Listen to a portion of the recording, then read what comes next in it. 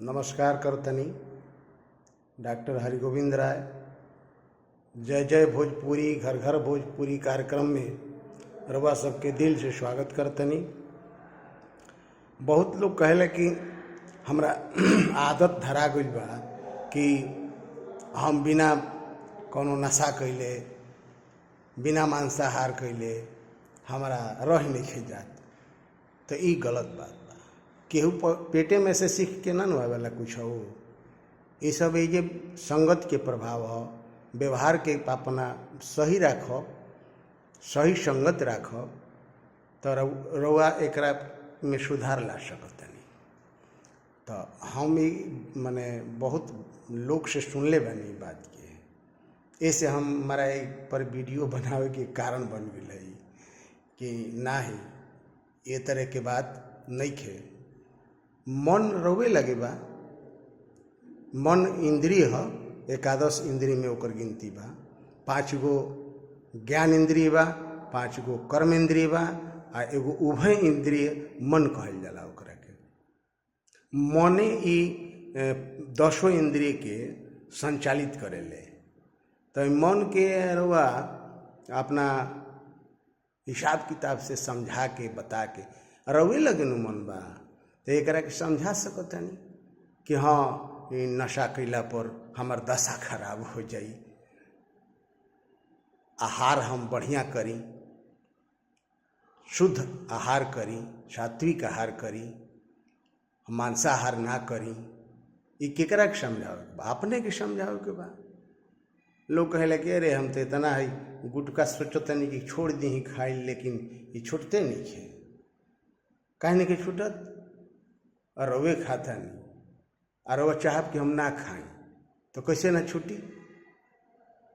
एकरा खातिर क्रमशः प्रयास करे के बा। हाँ छूटी कैसे छूटी कि अगर क्रमशः प्रयास करी, क्रमशः प्रयास करी, लगातार ओकरा पर लाग रही, ओकरा बारे में सोची, ओकरा बारे में चिंतन करी कि नहीं ये काम खराब बा, ये हमारा स्वास्थ्य खातिर भी खराब बा, एकरा से हमार सामाजिक रूप से भी प्रतिष्ठा पर आँच बा, शारीरिक हमार नुकसान बा, हमार स्वास्थ्य खराब हुई।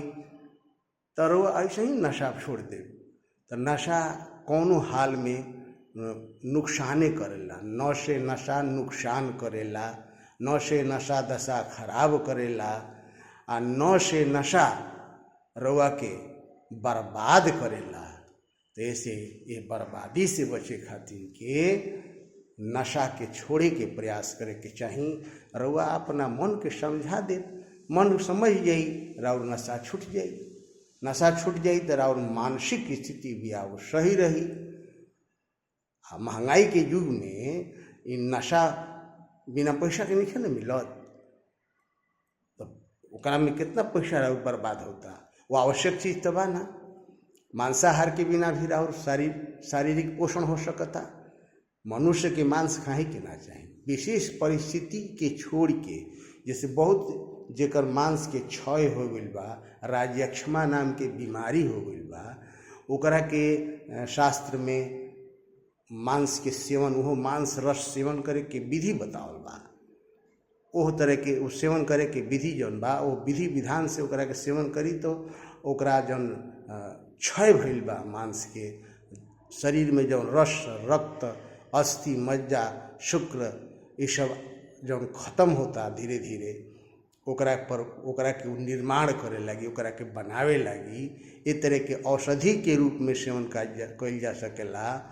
ये डॉक्टर आ वैद्य के संरक्षण में, अपना मन से ना। इतना खतरनाक चीज बा नशा आ मांस। ऐसे हम रउआ सबसे निहोरा करतनी, रउआ सबके हम एगो सुझाव देतनी कि अपना जीवन में अपने एकरा के परित्याग करी। नशा और मांसाहार के त्याग करी। नशा मांसाहार दोनों जीवन में कोनो जरूरी नहीं है, कोनो उपयोग नहीं है। राउर मन सात्विक रही कब? जब राउर आहार सात्विक रही। तो नशा सात्विक में अबे न करेला आ मांस सात्विक में अबे न करेला तो राउर मन के ऐसे ही दशा खराब रही। तो मन के समझाई, रउए मन के समझाओ कि अपना मन के समझा दी। ना हमारा नहीं खाए के, तो नहीं खाए के तो नहीं खाए के, बात खत्म। तो दृढ़ संकल्पित होके ओकरा बारे में अपना मन के समझाई, मन के मजबूत करी, अपना मन के बार बार कहीं कि ना ये खराब चीज़ बा, नहीं हमारा लेवे के, नहीं सेवन करे के, तो कौन हालत में रहो ओकरा के सेवन ना करो।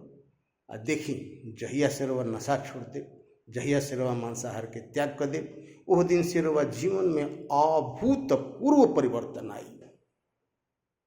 एकरा के गिरह बांध के, गांठ बांध के रखी।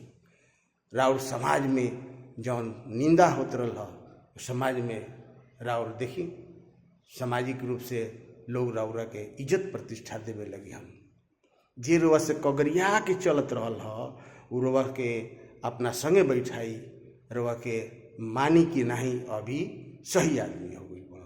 केहू नशा करे वाला के, मांसाहार वाला करे वाला के केहू सही कहेला? नशा वाला कहले देखा नशड़ी जाता है, अरे ये तो एकदम नशाबाज आदमी। कितना खराब बात बा, कितना शिकायत के बात बा।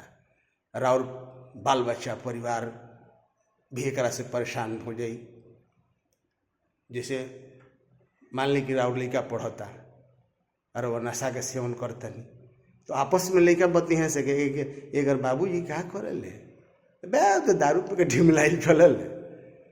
कितना खराब बात बा। लड़का जौन बा ओकरा लड़का के मन पर बचपने से कितना चोट पहुँची, प्रहार पहुँची। तो हमरा कहे के मतलब बा कि हमार बार बार वह सबसे निहोरा बा, विनती करतनी एक तरह से कि वह सब अपना बाल बच्चा खातिन के, अपना बाल बच्चा परिवार के इज्जत प्रतिष्ठा खातिन के, ओकरा विकास खातिन के, ओकर बौद्धिक आध्यात्मिक सर्वांगीण विकास खातिन के रउआ अपना मन के समझाई, नशा के परित्याग करी, अपना दशा के सुंदर बनाई, अपना जीवन के बहुत सुंदर बनाई। बड़ा भाग से तो मनुष्य के शरीर मिलल बा, आ यही शरीर पा के गलत सलत काम करी, आदमी नशा मांसाहार के सेवन करी, जीवन बर्बाद हो जाई, और भविष्य बर्बाद हुई, रवा बाल बच्चा के भविष्य बर्बाद हुई। ऐसे हम बार बार डॉक्टर हरि गोविंद राय रवा सबसे निहोरा करतनी, आग्रह करतनी, रवा सबके एगो सुझाव देतनी कि जीवन में नशा आ मांसाहार के परित्याग करी। एकरा खातिर अपना मन के समझाई, अपना मन के ऊपर नियंत्रण करी। जय जय भोजपुरी, घर घर भोजपुरी, प्रगतिशील